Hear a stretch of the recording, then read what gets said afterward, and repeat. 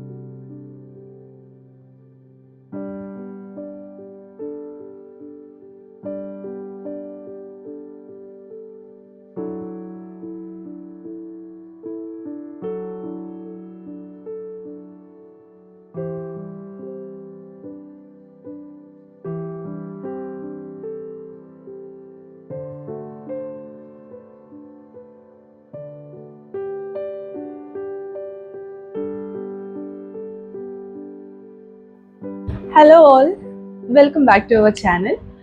ഇന്നത്തെ എൻ്റെ വീഡിയോയിൽ ഞാൻ എൻ്റെ ബൈബിൾ ക്വയറ്റ് ടൈമിനെ കുറിച്ചാണ് പറയുന്നത്. ഞാനത് എങ്ങനെയാണ് ചെയ്യുന്നത് എന്ന് ഞാൻ നിങ്ങൾക്ക് എക്സ്പ്ലെയിൻ ചെയ്തു തരാം. പലരും പല രീതിയിലാണ് ബൈബിൾ ക്വയറ്റ് ടൈം ചെയ്യുന്നത്. ഈ ബൈബിൾ ക്വയറ്റ് ടൈം എന്താണെന്ന് അറിയാത്തവർക്കായിട്ട് നമ്മൾ ഡെയിലി ബൈബിൾ വായിക്കും. ഡെയിലി നമ്മൾ എങ്ങനെയും പുറത്ത് പോകുന്നതിനേക്കാൾ മുമ്പ് അല്ലെങ്കിൽ സന്ധ്യയ്ക്ക് എല്ലാവരും കൂടെ പ്രാർത്ഥിക്കാനൊക്കെ ഇരിക്കുന്ന സമയത്ത് നമ്മൾ ബൈബിൾ വായിക്കാറുണ്ട്. പക്ഷേ ബൈബിള് വായിക്കുന്നതിൻ്റെ ഒരു എക്സ്റ്റെൻഡഡ് വേർഷൻ, നമ്മൾ എന്നും ബൈബിള് വായിച്ച് പോകുന്ന പോലെയല്ല. നമ്മൾ ആ ബൈബിള് വായിക്കുന്നത്, ആ ബൈബിൾ വചനങ്ങൾ നമ്മൾ ബൈഹാർട്ട് ചെയ്യാറുണ്ടോ? ഇല്ലല്ലോ. നമ്മളത് എന്താണെന്ന് പോലും മനസ്സിലാക്കാറില്ല. ചില സമയത്ത് പെട്ടെന്ന് വായിച്ചു വിടാറുണ്ട്. ഞാനും അതുപോലെ ചെയ്യാറുണ്ട്. പക്ഷേ എന്ന് ഞാൻ ദൈവവുമായിട്ടൊരു പേഴ്സണൽ റിലേഷൻഷിപ്പ് സ്റ്റാർട്ട് ചെയ്തോ അന്ന് എനിക്ക് മനസ്സിലായി, ഞാൻ ഇരുന്ന് ഇത് പഠിച്ചേ പറ്റുള്ളൂ. എൻ്റെ മനസ്സിൽ ഇത് വേണം, ബൈബിൾ വചനം എനിക്ക് വളരെ അത്യന്താപേക്ഷിതമാണെന്ന് ഞാൻ മനസ്സിലാക്കിയ സമയത്ത് ഞാൻ തിരഞ്ഞെടുത്തൊരു മെത്തേഡാണ് ഞാനിപ്പോൾ എക്സ്പ്ലെയിൻ ചെയ്യാൻ പോകുന്നത്. നിങ്ങൾ പലരും കേട്ടിട്ടുണ്ടായിരിക്കും SOAP മെത്തേഡ്. അതായത് scripture, observation, application and prayer. ഇതെന്താണെന്ന് ഞാൻ വ്യക്തമാക്കി തരാം. ഈ ബൈബിൾ ക്വയറ്റ് ടൈമിന്, എൻ്റെ ബൈബിൾ ക്വയറ്റ് ടൈമിന് ഞാൻ യൂസ് ചെയ്യുന്ന ചില സാധനങ്ങൾ ഞാനിപ്പോൾ നിങ്ങൾക്ക് എക്സ്പ്ലെയിൻ ചെയ്തു തരാം. First of all, Bible. അത് നമുക്ക് എല്ലാവർക്കും ആവശ്യമാണ്. ഇത് ഞാൻ ഉപയോഗിക്കുന്ന ബൈബിളാണ്. നിങ്ങൾക്ക് ഏത് ലാംഗ്വേജാണ് കംഫർട്ടബിൾ ആയിട്ടുള്ളത് യൂസ് ചെയ്യാം. ഇംഗ്ലീഷോ മലയാളമോ ഏത് ലാംഗ്വേജാണ് നിങ്ങൾക്ക് ബൈബിൾ വായിക്കാൻ താല്പര്യം അത് യൂസ് ചെയ്യാവുന്നതാണ്. ആഫ്റ്റർ ഓൾ, നമ്മൾ ഏത് ബൈബിൾ വായിക്കുന്നു എന്നുള്ളതല്ല, അത് നമ്മൾ എന്ത് മനസ്സിലാക്കുന്നു, എന്ത് പഠിക്കുന്നു എന്നുള്ളതാണ്. ഏത് വേർഷൻ വായിച്ചാലും അതിൻ്റെ മീനിങ് നമുക്ക് കർത്താവ് മനസ്സിലാക്കി തരണം. അതാണ് മെയിൻ ആയിട്ടുള്ളത്. പിന്നെ ഞാൻ യൂസ് ചെയ്യുന്നത് ഒരു ഡിവോഷണൽ ജേർണലാണ്. ഇത് ഡെയിലി ബ്രെഡ് പോലെയുള്ള ഡിവോഷണൽ ജേർണലാണ്. ഞാൻ ഓരോ വർഷം ഓരോന്ന് യൂസ് ചെയ്യുന്നത്. ചില സമയത്ത് ഡെയിലി ബ്രെഡ് യൂസ് ചെയ്യും. ഈ വർഷം ഞാൻ സ്ക്രിപ്ചർ യൂണിയൻ്റെ ഡെയിലി ബ്രെഡാണ് യൂസ് ചെയ്യുന്നത്. പിന്നെ ഞാൻ ഉപയോഗിക്കുന്നത് എൻ്റെ ഒരു ചെറിയ ജേർണലാണ്. ജേർണൽ എന്ന് പറഞ്ഞാൽ ഡയറി, നോട്ട്ബുക്ക്, എന്ത് വേണമെങ്കിലും. ഞാനിത് കണ്ടപ്പോൾ ഇത് വാങ്ങിയേ ഉള്ളൂ.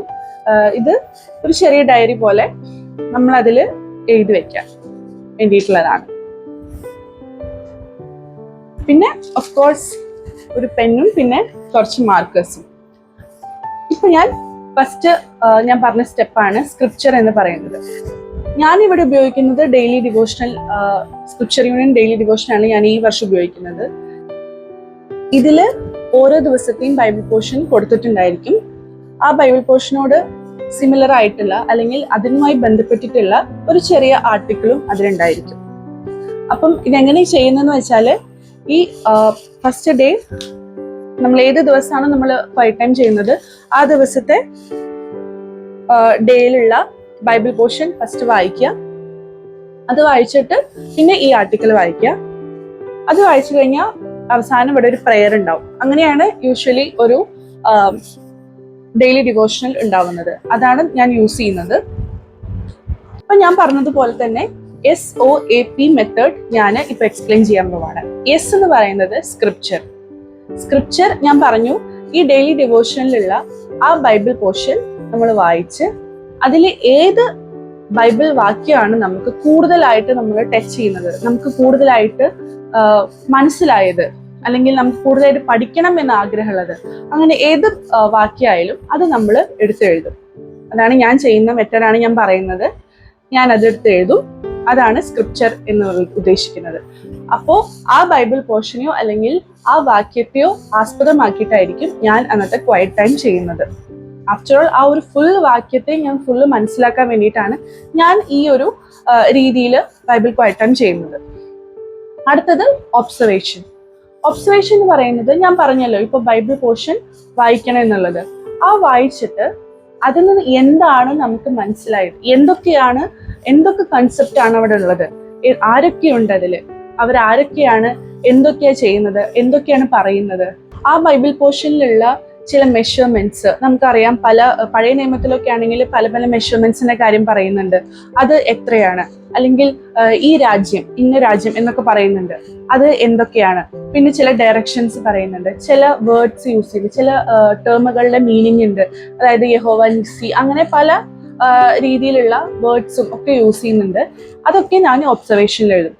അത് മാത്രമല്ല, ചിലപ്പോൾ ചിലത് കർത്താവ് പറഞ്ഞത്, അല്ലെങ്കിൽ ശിഷ്യന്മാര് പറഞ്ഞത്, അല്ലെങ്കിൽ പരീക്ഷന്മാര് പറഞ്ഞത്, അല്ലെങ്കിൽ പ്രവാചകന്മാര് പറഞ്ഞത്, അങ്ങനെ ആരോട് പറഞ്ഞു, അങ്ങനെയുള്ള എല്ലാ കാര്യങ്ങളും അതിലെന്താണ് എനിക്ക് മനസ്സിലായത്, വായിച്ചപ്പോൾ മനസ്സിലായത് എന്നുള്ളത് ഞാൻ അതിലെടുത്ത് എഴുതാറുണ്ട്. അതാണ് ഒബ്സർവേഷൻ എന്ന് പറയുന്നത്. ഞാൻ അതിന്ന് എന്ത് മനസ്സിലാക്കി, അല്ലെങ്കിൽ ഞാൻ അതിൽ എന്ത് കണ്ടു, എന്ത് കോൺസെപ്റ്റ് ആണ് ഇവിടെ ഉദ്ദേശിക്കുന്നത്. പല ബൈബിളും ഇപ്പോൾ എടുത്ത് നോക്കുകയാണെങ്കിൽ, കൂടുതലും ഇംഗ്ലീഷ് ബൈബിളുകളിൽ നമ്മൾ വായിക്കുന്ന സമയത്ത് ഓരോ പാരഗ്രാഫും എന്തിനെ ആസ്പദമാക്കിയിട്ടുള്ളതാണെന്നുള്ളത് കൊടുത്തിട്ടുണ്ട്. അതുപോലെ ഇപ്പൊ വെളിപാടൊക്കെ നോക്കുകയാണെങ്കിൽ അതിൽ കാണാം ഫൈനൽ ജഡ്ജ്മെന്റ്. അങ്ങനെ പല രീതിയിലും എല്ലാ ബൈബിൾ പോർഷനുകളിലും നോക്കുകയാണെങ്കിലും ജീസസ് മീൻസ് പീറ്റർ, അങ്ങനെയുള്ള ഓരോ രീതിയിൽ ഒരു പാരഗ്രാഫിന് ഒരു ഹെഡിങ് കൊടുത്തിട്ടുണ്ടായിരുന്നു. സോ അത് എന്ത് കോൺസെപ്റ്റ് ആണ് ആ പോർഷനുള്ളത് മനസ്സിലാക്കാൻ നമുക്കൊരു ബുദ്ധിമുട്ടും ഉണ്ടാവില്ല. മലയാളം ആണെങ്കിലും ഈസിയാണ്, നമുക്കത് വായിച്ചാൽ തന്നെ മനസ്സിലാവും എന്ത് ആസ്പദമാക്കിയിട്ടാണ് ഈ ബൈബിൾ പോർഷൻ ഉള്ളത് എന്നുള്ളത്. അടുത്തത് ആപ്ലിക്കേഷൻ. സോ ഞാനിപ്പോൾ പറഞ്ഞത് സ്ക്രിപ്ചർ പറഞ്ഞു, നമ്മൾ പഠിക്കാൻ പോകുന്ന വാക്യം അതിലെഴുതും. രണ്ടാമത്തേത് ഒബ്സർവേഷൻ, അതായത് നമ്മൾ എന്താണ് എന്ന് മനസ്സിലാക്കിയത്, എന്താണ് അത് കണ്ടത്, എന്തൊക്കെയാണ് ഞാൻ വായിച്ചത്, അത് എനിക്ക് എന്താണ് മനസ്സിലായത്. അപ്ലിക്കേഷൻ എന്ന് വെച്ചാൽ നമ്മൾ ഒരു ബൈബിൾ പോർഷൻ വായിച്ചു, അതിൽ നമുക്ക് മനസ്സിലായത് നമ്മൾ എഴുതി വെച്ചു, അതിൽ നമ്മൾ എന്തൊക്കെയാണ് നമ്മുടെ ലൈഫിൽ അപ്ലിക്കബിൾ ആയിട്ടുള്ളത്, അല്ലെങ്കിൽ നമ്മുടെ ലൈഫിൽ പ്രാക്ടീസ് ചെയ്യാൻ പോകുന്നത്, ഇതിന് എന്തൊക്കെ ഞാൻ പഠിക്കേണ്ടത്, അതാണ് ആപ്ലിക്കേഷനിൽ വരുന്നത്. ഫോർ എക്സാമ്പിൾ ഞാൻ പറയുകയാണെങ്കിൽ, പഴയ നിയമത്തിൽ 10 കൽപ്പനകളെ പറ്റി പറയുന്നുണ്ട്. ആരെയും കൊല ചെയ്യരുത്, മോഷ്ടിക്കരുത്, ഇതൊക്കെ നമ്മൾ വായിക്കുന്നു. നമ്മൾ എന്താണ് പഠിക്കേണ്ടത്? കൊല ചെയ്യരുത്, നമ്മൾ ആരും മോഷ്ടിക്കരുത്, കള്ളസാക്ഷ്യം പറയരുത്, ഇതൊക്കെ തന്നെയാണ് ആപ്ലിക്കേഷനിൽ നമ്മൾ എഴുതുന്നത്. ഞാൻ എന്തൊക്കെയാണ് എൻ്റെ ജീവിതത്തിൽ, എൻ്റെ ലൈഫിൽ അപ്ലൈ ചെയ്യാൻ ആഗ്രഹിക്കുന്നത്, അതൊക്കെയാണ് ഞാൻ അപ്ലിക്കേഷൻ എന്ന് പറഞ്ഞ സബ് ഹെഡിങ്ങിൽ എഴുതാൻ പോകുന്നത്. So scripture, observation, application. Final ആയിട്ടുള്ളതാണ് P for prayer. SOAP, P for prayer. Usually ഞാൻ കണ്ടിട്ടുള്ള ഡെയിലി ഡിവോഷൻ ബുക്സുകളിലെല്ലാം അവസാനം ആ ബൈബിൾ പോർഷനുമായി ബന്ധപ്പെട്ട് ഒരു പ്രെയർ അവർ എഴുതാറുണ്ട്.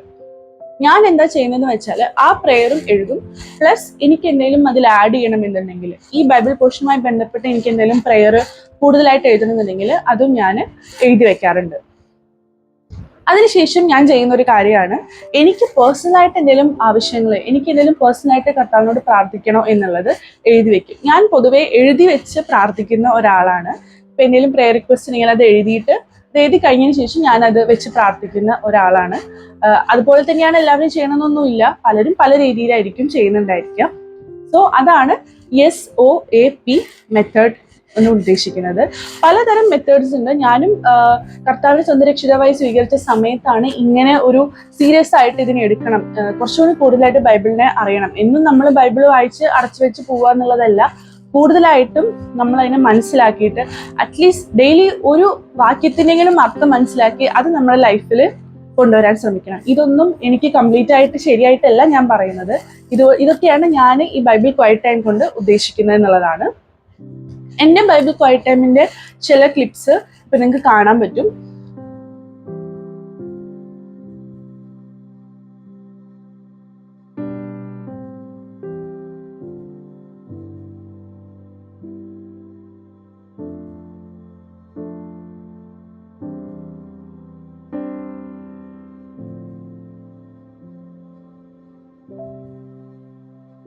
അതിൽ തന്നെ ചില കാര്യങ്ങൾ ഞാൻ എഴുതുന്നതും നിങ്ങൾക്ക് കാണാൻ പറ്റും. ആ എഴുതുന്നതാണ് ഞാനിപ്പം എക്സ്പ്ലെയിൻ ചെയ്തു തന്നത്. പിന്നെ ഓരോ ബൈബിൾ വായിക്കുമ്പോഴും അല്ലെങ്കിൽ ഏത് ബൈബിൾ പോർഷൻ വായിക്കുമ്പോഴും നമുക്ക് കൂടുതലായിട്ട് സ്റ്റുഡ് ഔട്ട് ആയത് ചില സമയത്ത് തോന്നാറുണ്ട്. ബൈബിൾ വാക്യങ്ങൾ വായിക്കുമ്പം ഇത് എനിക്ക് വേണ്ടി ദൈവം എഴുതി വെച്ചത്, അല്ലെങ്കിൽ ഇത് ഈ സമയത്ത് ഇത് എനിക്ക് ദൈവം തന്നതാണ് എന്ന് നമ്മൾ വിചാരിക്കാറുണ്ടല്ലോ. അത് അപ്പം തന്നെ ഞാൻ മാർക്ക് ചെയ്തിടാറുണ്ട്. അതിനൊക്കെയാണ് ഞാൻ ഈ കളർ മാർക്കറൊക്കെ യൂസ് ചെയ്യുന്നത്. അത് ഒരു ആവശ്യമില്ല, നിങ്ങൾക്ക് അത് മാർക്ക് ചെയ്യണമെന്നും ആവശ്യമില്ല. പക്ഷെ എങ്ങനെയെങ്കിലും നമുക്കൊന്നൊരു അടയാളമെങ്കിലും ഇട്ട് വെക്കാം. കാരണം ലേറ്റർ നമ്മൾ ഒരു പക്ഷെ കുറെ കാലം കഴിഞ്ഞിട്ട് അത് വായിച്ചു നോക്കും, അല്ലെങ്കിൽ ആ ഒരു പോർഷൻ എടുക്കുന്ന സമയത്ത് നമുക്ക് മനസ്സിലാവും, ഓക്കെ, ഈ സമയത്ത് ഏതോ ഒരു അവസ്ഥയിൽ ദൈവം എന്നോട് സംസാരിച്ചത് ഈ വചനത്തിലൂടെയാണ്. അത് പലപ്പോഴും പല സമയത്തും നമുക്ക് ഒരുപാട് കോൺഫിഡൻസ് തരും. എനിക്ക് അങ്ങനെ ഉണ്ടായിട്ടുണ്ട്. അതുകൊണ്ടാണ് ഞാനൊരു ഹാബിറ്റ് ഇതുവരെ മാറ്റാത്തത്. പല കളേഴ്സും പല രീതിയിൽ നമുക്ക് യൂസ് ചെയ്യാം. ഇപ്പൊ ഞാൻ 4 കളേഴ്സ് മാർക്കറാണ് യൂസ് ചെയ്യുന്നത്. 4 കളേഴ്സും 4 കാര്യത്തിന് വേണ്ടിയിട്ടാണ്. ഒന്ന് ഹൈലൈറ്റ് ചെയ്യാൻ, ഒന്ന് ബൈബിളിൽ ഹൈലൈറ്റ് ചെയ്യാൻ, ഒന്ന് ഈ മെഷർമെന്റ്സിന്റെ കാര്യങ്ങൾ ഹൈലൈറ്റ് ചെയ്യാൻ വേണ്ടി യൂസ് ചെയ്യുന്നതാണ്.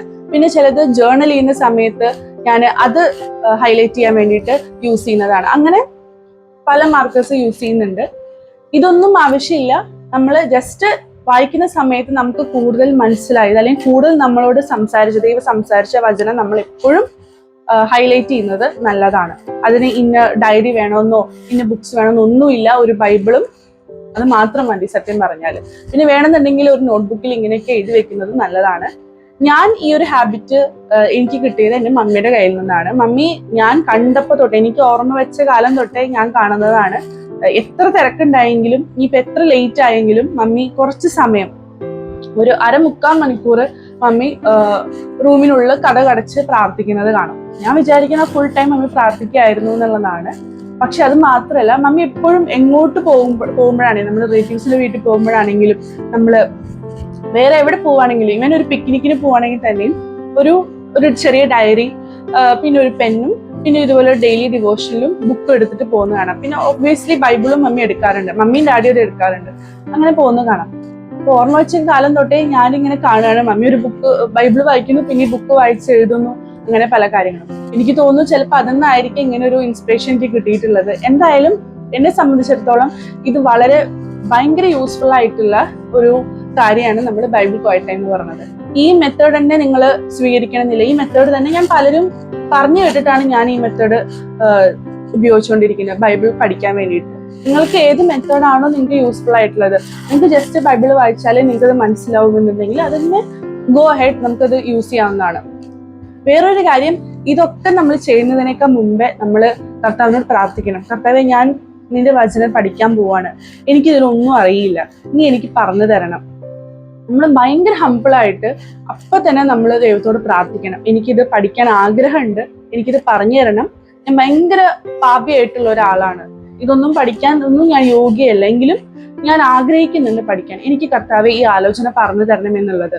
ഇങ്ങനെ പ്രാർത്ഥിക്കണം. ഇതും എനിക്ക് ഒരാൾ പറഞ്ഞു തന്നതാണ്. ഇങ്ങനെയാണ് നമ്മൾ ആദ്യം ബൈബിള് വായിക്കാൻ തുടങ്ങുന്ന സമയത്ത് പ്രാർത്ഥിക്കേണ്ടത്. അല്ലാണ്ട് എനിക്കെല്ലാം അറിയാം, ഇതൊക്കെ ഞാൻ പണ്ടേ കേട്ടതല്ലേ, ആ രീതിയിൽ നമ്മൾ ബൈബിളിനെ നമ്മൾ സമീപിക്കരുത് എന്നാണ് എൻ്റെ ഒരു അഭിപ്രായം. കാരണം ഞാൻ അങ്ങനെ ചില സമയത്തും ഇതെനിക്ക് ഓൾറെഡി ഫെമിലിയർ ആയിട്ടുള്ള പാസേജ് അല്ലേ, ഇതിന്നിപ്പോൾ എന്താ അറിയാനുള്ളത്, ഓൾറെഡി ഞാൻ സൺഡേ സ്കൂളിൽ പഠിച്ചതല്ലേ, ഓൾറെഡി ഞാനിത് കേട്ട കഥയല്ലേ, അങ്ങനെയൊക്കെ വിചാരിക്കുമ്പോൾ ചിലപ്പോൾ അതല്ല ദൈവത്തിന് നമ്മളോട് പറയാനുണ്ടായിരിക്കും. അതിന് മേലെ ഒരു പുതിയ കൺസെപ്റ്റ് കർത്താവിന് നമ്മളോട് പറയാനുണ്ടായിരിക്കും. നമ്മളെല്ലാവരും ഡെയിലി പ്രാർത്ഥിക്കുന്നുണ്ട്, നമ്മൾ ഫാമിലി ആയിട്ട് പ്രേ ചെയ്യുന്നുണ്ട്, നമ്മൾ ഫാമിലി ആയിട്ട് പാട്ടുപാടി പ്രാർത്ഥിക്കുകയൊക്കെ ചെയ്യുന്നുണ്ട്. പക്ഷേ എപ്പോഴും ആലോചിക്കേണ്ട ഒരു കാര്യം, പേഴ്സണലായിട്ട് നമ്മൾ പ്രാർത്ഥിക്കുന്നില്ല എന്നെങ്കിൽ നമ്മുടെ ഒരു ലൈഫിലൊരു എംപ്റ്റിനെസ് ഫീൽ ചെയ്യും. അത് എനിക്ക് ഫീൽ ചെയ്തിട്ടുള്ള ഒരു കാര്യമാണ്. ഞാൻ എന്നും ഫാമിലി ആയിട്ട് പ്രാർത്ഥിക്കും, ഡാഡി മമ്മിയായിട്ട് പ്രാർത്ഥിക്കും, അല്ലെങ്കിൽ എൻ്റെ ഹസ്ബൻഡായിട്ട് പ്രാർത്ഥിക്കും, ഒക്കെ ചെയ്യുന്നുണ്ട്. പക്ഷെ ഞാൻ അത് ചെയ്തിട്ടില്ല എന്നുണ്ടെങ്കിൽ എൻ്റെ ലൈഫിൽ ഭയങ്കര ഒരു സ്ട്രഗിൾ പോലെ ഫീൽ ചെയ്യാറുണ്ട്. നോർമലി ചെയ്യുന്ന കാര്യങ്ങൾക്ക് തന്നെ പല സ്ട്രഗിൾസും ഫീൽ ചെയ്യാറുണ്ട്. അല്ലെങ്കിൽ മനസ്സിനൊരു എംപ്റ്റിനെസ് ഫീൽ ചെയ്യാറുണ്ട്. എനിക്ക് എപ്പോഴും ഒരു എംപ്റ്റിനെസ് എന്ന് പറഞ്ഞാൽ ഒരു ഒഴിഞ്ഞ പാത്രം പോലെ ഒരു ഫീൽ എനിക്ക് വരാറുണ്ട്. മാത്രമല്ല പല പൈശാചിക ചിന്തകളും, അങ്ങനെ പല കാര്യങ്ങളും എനിക്ക് പേഴ്സണലി ഇങ്ങനെ ഒരു ദിവസം ഞാൻ ബൈബിൾ ഇതുപോലെ ചെയ്തിട്ടില്ല, ബൈബിൾ ക്വയറ്റ് ടൈം നമ്മൾ വായിച്ചില്ല എന്നുണ്ടെങ്കിൽ എനിക്ക് ഫീൽ ചെയ്യാറുണ്ട്. അതുകൊണ്ടാണ് ഞാൻ ഇത്രയും ഒരു ആഗ്രഹത്തോടെ ഞാൻ പറയുന്നത്. ഇത് വളരെ നല്ലൊരു കാര്യമാണ്. നമ്മൾ ഏത് മെത്തേഡ് യൂസ് ചെയ്യുന്നു, എന്ത് യൂസ് ചെയ്യുന്നു എന്നുള്ളതല്ല, ബൈബിൾ എപ്പോഴും വായിക്കുക. അതിലെ വാചകങ്ങൾ നമ്മൾ മനസ്സിലാക്കുക. അതിന് വേണ്ടി കുറച്ച് സമയം സ്പെൻഡ് ചെയ്യുക. ഏത് നമ്മൾ രാവിലെയോ ഉച്ചയ്ക്കോ അങ്ങനെ ഒരു സമയമില്ല, നിങ്ങൾക്ക് ഏത് സമയത്താണ് നിങ്ങൾക്ക് കൺവീനിയന്റ് ആയിട്ടുള്ളത് അത് യൂസ് ചെയ്യാം. പല സമയത്തും ഞാൻ വർക്ക് ചെയ്യുന്ന സമയത്ത് ചിലപ്പോൾ എനിക്ക് രാവിലെ ഒന്നും പറ്റാറില്ല, ചില സമയത്ത് എനിക്ക് രാത്രിയെ പറ്റാറുള്ളൂ, എങ്കിലും ഞാനത് ചെയ്യാൻ ശ്രമിക്കും. ചില സമയത്ത് ഉറക്കം വരാറുണ്ട്, പക്ഷെ ദൈവത്തോട് പ്രാർത്ഥിക്കും, ഇത് ചെയ്തേ പറ്റൂ, ഇതെനിക്ക് പഠിച്ചേ പറ്റൂ, എന്നോട് കരുണ തോന്നണം, എനിക്കിത് പറഞ്ഞു തരണം. അങ്ങനെ എന്നിട്ടും ചില സമയത്ത് പല കാര്യങ്ങളും നമുക്ക് മനസ്സിലാവാത്തുണ്ട്. പക്ഷെ ഒന്നുകൂടെ പ്രാർത്ഥിക്കുക, ദൈവം ഇതെനിക്ക് മനസ്സിലാക്കി തരണം, എന്താണ് ഇതുകൊണ്ട് ഉദ്ദേശിക്കുന്നതെന്ന് എനിക്ക് ഇതുവരെ മനസ്സിലായിട്ടില്ല. ഒരു തവണ വായിച്ചു നോക്കുക, 2 തവണ വായിച്ചു നോക്കുക. ഒരു പോയിന്റിൽ നമുക്ക് എന്താണ് കർത്താവ് ആ പോർഷനിൽ നിന്ന് നമ്മളോട് ആ ദിവസം പറയാനുള്ളത് അത് നമുക്ക് പറഞ്ഞു തരും. ചിലപ്പോൾ അത് വളരെ ചെറിയൊരു കാര്യമായിരിക്കും, അല്ലെങ്കിൽ നമ്മൾക്ക് ഓൾറെഡി അറിയുന്ന ഒരു കാര്യമായിരിക്കും. അതായത് ഇപ്പം ക്ഷമ, പേഷ്യൻസ്, അതിനെ പറ്റിയിട്ടായിരിക്കും പറയുന്നുണ്ടാവുക, നമുക്ക് ഓൾറെഡി അറിയുന്നതാണ്. എങ്കിലും ഒരു പ്രാവശ്യം കൂടെ നമ്മളെ ചിലപ്പോൾ അത് ഓർമ്മപ്പെടുത്താനായിരിക്കും ആ പോർഷൻ ചിലപ്പോൾ നമ്മൾക്ക് കിട്ടിയത്. പിന്നെ വേറൊരു കാര്യം പറയട്ടെ, ഒരു ആവശ്യമില്ല ഈ ഡെയിലി ഡിവോഷണൽ ബുക്ക് വായിക്കണമെന്നോ അങ്ങനെയൊന്നുമില്ല. നമ്മൾ ജസ്റ്റ് ബൈബിൾ മാത്രം മതി. ബൈബിളിൽ നിന്ന് നമ്മളായിട്ട് തന്നെ ഓരോ പോർഷൻ സെലക്ട് ചെയ്ത് വായിച്ചാലും ഒരു കുഴപ്പമില്ല. ഞാൻ കണ്ടിട്ടുണ്ട് 1 വർഷം കൊണ്ട് ഫുൾ ബൈബിൾ വായിച്ചു തീർക്കുന്നത്. വളരെ നല്ലൊരു കാര്യമാണ്. അങ്ങനെ നമ്മൾ തീർക്കുന്ന സമയത്തും ഓരോ വായിക്കുന്ന പോർഷനിൽ നിന്ന് നമ്മളിങ്ങനെ എഴുതിയാലും നമുക്ക് കുഴപ്പമില്ല. ഈ വീഡിയോ കാണുന്ന ഓരോരുത്തരോടും എനിക്ക് പറയാനുള്ളത്, ഇതിൽ ഇന്ന പ്രായക്കാർ ഇത് ചെയ്യണം, ഈ പ്രായക്കാർ ഇതൊന്നും ചെയ്യണ്ട, അങ്ങനെയൊന്നുമില്ല. നമ്മൾക്ക് എഴുതാനും വായിക്കാനും പറ്റുന്ന സമയം തൊട്ട്, ചെറു പ്രായത്തിൽ തൊട്ട് തന്നെ ഇത് ഇങ്ങനെ ഒരു ക്വയറ്റ് ടൈം, അല്ലെങ്കിൽ നമ്മൾ കുറച്ചു നേരം ബൈബിൾ വായിച്ചത് എന്താ മനസ്സിലാക്കിയത് എന്നുള്ളത് നമ്മൾ എഴുതി വെക്കുക. ഇങ്ങനെ ഒരു മെത്തേഡ് അങ്ങനെയൊന്നും യൂസ് ചെയ്യേണ്ട ആവശ്യമില്ല. അങ്ങനെ ചെയ്യുന്നവർക്ക് ഞാൻ ഒരുപാട് നന്ദി പറയുന്നു. കാരണം പല സമയത്തും എനിക്കിത് ചെയ്യാൻ പറ്റാറില്ല. ആ സമയത്ത് അനുഭവിക്കുന്ന കഷ്ടങ്ങളാണ് ഞാനിപ്പോൾ ഇത് പറഞ്ഞത്. അതുകൊണ്ട് ഇങ്ങനെ ചെയ്യുന്നവരാണെങ്കിൽ അത് വളരെ നല്ലൊരു ഹാബിറ്റാണ്. അത് നമ്മൾ അത് യൂസ് ചെയ്യുക, അത് പ്രാക്ടീസ് ചെയ്യുക. ഇങ്ങനെ ഒരു ബൈബിൾ വായിച്ച് അതെന്താ മനസ്സിലായതെന്ന് എവിടെയെങ്കിലും എഴുതി വെക്കുക. കുറെ കാലം കഴിഞ്ഞ് നമ്മൾ ആ ജേർണലൊക്കെ എടുത്ത്, അല്ലെങ്കിൽ ആ ഡയറി എടുത്തിട്ട്, അല്ലെങ്കിൽ ആ പേജ് എഴുതി വെച്ച ആ പേജ് എടുത്ത് വായിക്കുമ്പോൾ നമുക്ക് മനസ്സിലാവും ദൈവം നമ്മൾ ഇത്രയും വചനം നമ്മളെ പഠിപ്പിക്കുന്നുണ്ട് എന്നുള്ളത്. അത് പിൽക്കാലത്ത് ഒരുപാട് അനുഗ്രഹത്തിന് നമുക്ക് കാരണമാവാറുണ്ട്. ചില സമയത്ത് നമുക്ക് ഭയങ്കര ദുഃഖങ്ങളും സങ്കടങ്ങളും ഭയങ്കരമായിട്ടുള്ള പോരാട്ടങ്ങൾ നമ്മുടെ ലൈഫിൽ വരുമ്പോൾ ഈ വചനങ്ങളൊക്കെ ആയിരിക്കും, ഈ പറഞ്ഞത് മനസ്സിലാക്കി തന്ന വചനങ്ങളായിരിക്കും നമ്മൾ ഒരുപാട് ഹെൽപ്പ് ചെയ്യുന്നത്. നമുക്ക് എല്ലാവർക്കും അറിയാം ദൈവം നമ്മളോട് എപ്പോഴും കൂടെയുണ്ട്. നമ്മൾ ബൈബിള് പഠിക്കണമെന്ന് ആഗ്രഹിക്കുമ്പോൾ, ആത്മാർത്ഥമായിട്ട് പ്രാർത്ഥിച്ച് ഇത് തുടങ്ങുമ്പോൾ, ഈ വചനം വായിക്കാൻ തുടങ്ങുമ്പോൾ നമുക്ക് ഇങ്ങനെ ശരിക്കും ആരും ഇങ്ങനെ ഇത് പറഞ്ഞു തരികയാണ്, നമുക്ക് ഇതിന്റെ ഡയറക്ഷൻ പറഞ്ഞു തരും. അത് ഞാൻ അനുഭവിച്ചിട്ടുള്ളൊരു കാര്യമാണ്. അതുകൊണ്ട് ഈ വീഡിയോ കാണുന്ന എല്ലാവരും ഇങ്ങനെ ഒരു ബൈബിള് വായിക്കാനും അത് പഠിക്കാനുള്ള സാഹചര്യം ഉണ്ടാവട്ടെ എന്ന് ഞാൻ പ്രാർത്ഥിക്കുന്നു. God bless you.